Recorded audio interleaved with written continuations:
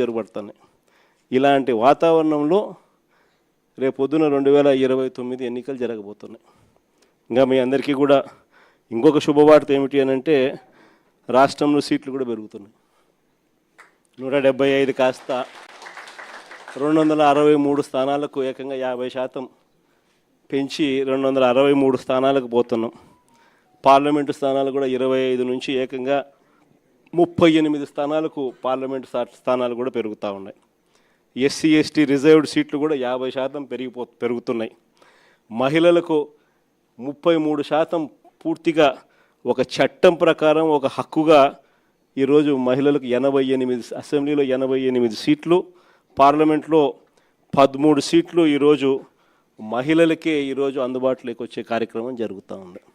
ఇది నిజంగా మహిళా అభ్యున్నతికి మనము ఆ టైంలో మన గవర్నమెంట్ ఉన్నప్పుడు మనం ఏకంగా చట్టం చేసి 50% రిజర్వేషన్లు మహిళలకు లోకల్ బాడీస్లోను, మహిళలకు నామినేటెడ్ పదవుల్లోనూ, మహిళలకు నామినేషన్ మీద ఇచ్చే కాంట్రాక్టుల్లోనూ, టెంపుల్ కమిటీస్లోనూ మహిళలకు ఏకంగా చట్టం చేసి 50% మనం రిజర్వేషన్లు కల్పించిన దానికి ఒక అడుగు ముందుకు వేస్తూ మహిళలకు 33% రిజర్వేషన్స్ ఇస్తూ ఏకంగా ఈరోజు 2029లో మహిళలకు మరిన్ని సీట్లు, మరింత ఎంపవర్మెంటు మహిళలకు కూడా జరగబోతూ ఉంది. కాబట్టి ఈసారి సీట్లు ఇంతగా పెరుగుతూ ఉన్న నేపథ్యంలో కార్యకర్తల్లో నుంచి ఇంకా లీడర్షిప్ ఇంకా పెరుగుతుంది. ఇది మాత్రం అందరికీ చెప్తా ఉన్నా. కార్యకర్తల్లో ఎవరైతే పటిమ చూపించగలుగుతారో, ఎవరైతే అడుగులు వేయడానికి సిద్ధపడతారో, ఎవరైతే నాయకత్వ పటిమను గట్టిగా చూపించగలుగుతారో అందరికీ కూడా జగన్ న్యాయం చేస్తాడని చెప్పి సందర్భంగా చెప్తాను. ఈసారి జగన్ 2.0లో మాత్రం ప్రతి కార్యకర్తకు చెప్తా ఉన్నాను. బహుశా మనం అధికారంలోకి ఉన్నప్పుడు కోవిడ్ ఉన్నది, మనం అధికారంలో ఉన్నప్పుడు 2 సంవత్సరాలు కోవిడ్ లాంటి విపత్కర పరిస్థితులు ఎప్పుడు ఎదుర్కొని పరిస్థితుల మధ్య బహుశా కార్యకర్తలకు అనుకున్నంత పేరుకు బహుశా నేను న్యాయం చేయలేకపోయి ఉండొచ్చు. పాలన మీద ఎక్కువ ధ్యాస పెట్టాల్సి వచ్చింది, బట్టల మీద ఎక్కువ ధ్యాస పెట్టాల్సి వచ్చింది. కాబట్టి బహుశా అంత ఎక్కువగా చేయలేకపోయి ఉండొచ్చు. కానీ జగన్ 2.0లో మీ అందరికీ కూడా భరోసా ఇస్తా ఉన్నా. జగన్ 2.0లో ప్రజలకు మంచి చేయడమే కాకుండా కార్యకర్తలకు మంచి జరుగుతుంది అని ఖచ్చితంగా చెప్తా ఉన్నా.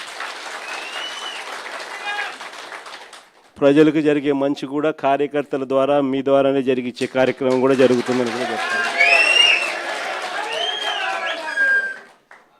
కాబట్టి ఖచ్చితంగా రాబోయేది మంచి రోజులు. చూస్తా కళ్ళు మూసుకొని కళ్ళు తెరిచేసరికి 2 ఏళ్ళు అయిపోయింది. ఇక మిగిలిండేది కేవలం 3 సంవత్సరాలు. ఈ 3 సంవత్సరాల్లో కూడా ఇంకా 1.5 సంవత్సరం ఎలా గడిచిపోయింది అని అంటే ఆ తర్వాత ఎలాగో చివరి 1.5 సంవత్సరం నా పాదయాత్ర కూడా ఎలాగో జరుగుతుంది.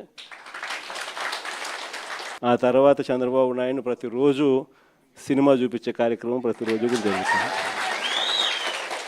కాబట్టి చంద్రబాబు నాయుడు గారు చేసే ఈ రెడ్ బుక్ పాలనైనా, చంద్రబాబు నాయుడు చేసే ఈ అన్యాయాలైనా ఇక టైం దగ్గరకు వచ్చింది. ఆయన గురించి ఇంకా భయపడాల్సిన అవసరం లేదు. ఆ భయపడే రోజులు ఇంకా పోయాయి.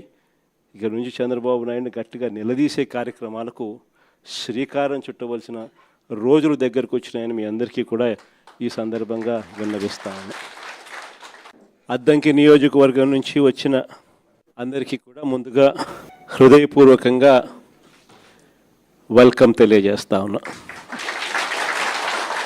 ఆ నియోజకవర్గంలో మంత్రి గారికి ఉన్నంత వ్యతిరేకత బహుశా ఏ నియోజకవర్గంలో ఇంకొకరికి ఎవరికి ఆ స్థాయిలో వ్యతిరేకత లేదు.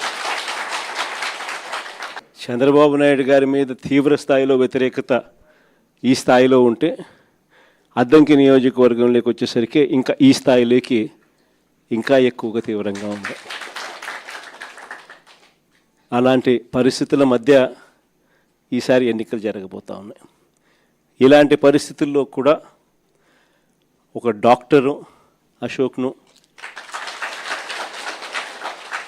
మీ అందరికీ కూడా ముందుగానే ఎన్నికలు చాలా దూరంగా ఉండగానే అశోక్ని తీసుకొని రావడం, తాను కూడా డాక్టర్గా మంచి పేరు సంపాదిస్తూ ప్రతిపక్షంలో ఉన్నప్పుడు, అందులో చంద్రబాబు నాయుడు గారి లాంటి రాక్షస రాజ్యంలో యుద్ధం చేస్తూ ఉన్నప్పుడు కేసులు ఉంటాయని తెలిసి, హెరాస్మెంట్ ఉంటుందని తెలిసి, కార్యకర్తలకు ఇలాంటి సమయంలోనే ఇంకా తోడుగా అండగా ఉండడానికి ఇంకా శ్రమ పడవలసి వస్తుందని తెలిసి కూడా అశోక్ ముందుకొచ్చినాడు. ఎన్నికలప్పుడు చంద్రబాబు నాయుడు అన్న మాటలు ఏమిటి, ఎన్నికలు అయిపోయిన తర్వాత చంద్రబాబు నాయుడు గారు చేస్తూ ఉన్న పాలన ఏమిటి అని చెప్పి ఏ చిన్న పిల్లాడిని అడిగినా కూడా ఈరోజు రాష్ట్రంలో చెప్పగలుగుతున్నాడు. ఎన్నికలప్పుడు ఆయన చెప్పిన మాటలు చూస్తే జగన్ ఇచ్చేటివి అన్నీ చేస్తాను, కాక సూపర్ 6 సూపర్ 7లు అని చెప్పాడు. ఎన్నికలు అయిపోయాయి, చంద్రబాబు నాయుడు గారి మేనిఫెస్టో చెత్తబుట్టలోకి వెళ్ళిపోయింది. కరెక్ట్గా ఇవే మాటలు ఎన్నికలప్పుడు మొత్తుకొని చెప్పిన ప్రతి మీటింగ్లో, చంద్రబాబు నాయుడు గారిని నమ్మడము అని అంటే పులి నోట్లో తలకాయ పెట్టడమే స్వామి అని చెప్పి మొత్తుకొని చెప్పిన నేను ఎన్నికలకు ముందు. అయినా కూడా చంద్రబాబు నాయుడు గారి అబద్ధాలకు మోసాలకు ఏదో పొరపాటున కాస్త తలొగ్గడం జరిగింది. ఈరోజు ఎన్నికలు అయిపోయాయి, 2 ఏళ్ళు అయిపోయింది, 3వ బడ్జెట్ కూడా ప్రవేశపెట్టినాడు. ఇక మిగిలినటి 2 బడ్జెట్లు. ఈరోజు పరిస్థితి ఏమిటి అని చెప్పి చూస్తే, జగన్ ఉన్నప్పుడు ఇస్తా ఉన్న అన్ని స్కీములు రద్దయిపోయినాయి. జగన్ ఇస్తాడన్న స్కీములు కాక సూపర్ 6 సూపర్ 7 అన్నోడు ఎన్నికలు అయిపోయిన 2 ఏళ్ళ తర్వాత పరిస్థితి ఏమిటి అని చెప్పి చూస్తే, జగన్ ఇస్తా ఉన్న స్కీములన్నీ పూర్తిగా రద్దయిపోయినాయి. ఈయన సూపర్ 6 సూపర్ 7 అని చెప్పి ఇస్తాననేటివన్నీ కూడా మోసాలుగా తేలిపోయినాయి. మన హయాంలో మనం దాదాపుగా 3,30,000 కోట్ల రూపాయలు మనం అప్పులు తెస్తే, 5 ఏళ్ళు కలిపి 3,30,000 కోట్లు అప్పు చేస్తే, అందులో 2,73,000 కోట్లు నేరుగా బటన్లు నొక్కడం, నా అక్క చెల్లెమ్మల కుటుంబ సభ్యుల ఖాతాల్లోకి నేరుగా వెళ్ళిపోవడం. ఏకంగా 2,73,000 కోట్ల రూపాయలకు సంబంధించి ఆధార్ నెంబర్లతో సహా, బ్యాంక్ అకౌంట్ డీటెయిల్తో సహా మనం చెప్పగలుగుతాం ఎవరెవరికి దగ్గర ఎంతెంత డబ్బులు పోయినాయని చెప్పి. చంద్రబాబు నాయుడు గారు 2 ఏళ్ళు కూడా గడవక మునిపే ఆయన చేసిన గ్రాస్ అప్పులు, ఆయన చేసిన కాంట్రాక్టెడ్ అప్పులు, ఇవి చూస్తే 3,37,000 కోట్లు దాటిపోయినాయి. కానీ జగన్ చేస్తా ఉన్న స్కీములు లేవు, ఈయన ఇస్తానన్న సూపర్ 6 లేదు, సూపర్ 7లు లేవు. మరి డబ్బంతా ఏమవుతా ఉంది, ఎవరి జోబులు లేకపోతా ఉంది? ఇది నిజంగా ప్రతి ఇంట్లో కూడా చర్చనీయాంశంగా మారింది. జగన్ ఎలా చేయగలిగినాడు, చంద్రబాబు నాయుడు అనే వ్యక్తి ఎందుకు చేయలేకపోతా ఉన్నాడు అని. కారణం చాలా సింపుల్.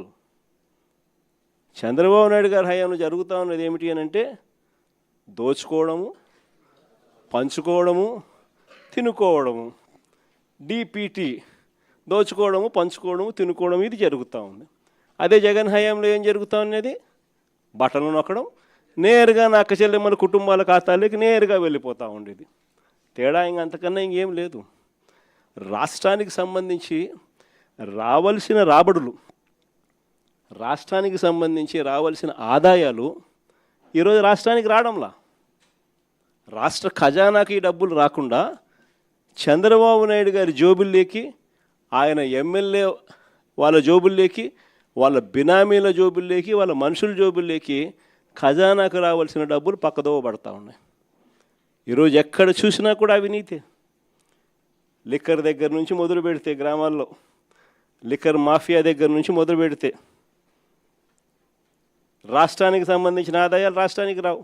ఎంఆర్పి రేటు కన్నా 20 రూపాయలకు 10 రూపాయలు ఎక్కువ రేటుకు అమ్ముతూ ఉన్నారు. డబ్బు ఎక్కడికి పోతా ఉంది అని అంటే గవర్నమెంట్కి రావడంలా, వీళ్ళ జోబీల్లో నుంచి గవర్నమెంట్కి రావాల్సిన డబ్బులు వీళ్ళ జోబీల్లోకి పక్కదారు. లిక్కర్ మాఫియా దగ్గర నుంచి మొదలు పెడితే ఇసుక, మట్టి, సిలికా, క్వాడ్సు, లాటరైటు, గ్రెనైటు, ఇవే కాదు అధిక రేట్లకు పీపీఏలు, పవర్ పర్చేస్ అగ్రిమెంట్లు. మనం ₹2.49 మనం రైతులకు మేలు జరగాలని 25 ఏళ్ల పాటు రైతులకు ఉచిత కరెంటు ఖచ్చితంగా ఉండాలి అని, దాన్ని ప్రభుత్వం మీద భారం పడకుండా ఉండాలనే ఉద్దేశంతో ₹2.49కే మనం పీపీఏ చేస్తే నానా యాగి చేసిన వాళ్ళు ఈరోజు చూస్తే పీపీఏలు ఏ రేటుకి చేస్తూ ఉన్నారు? ₹4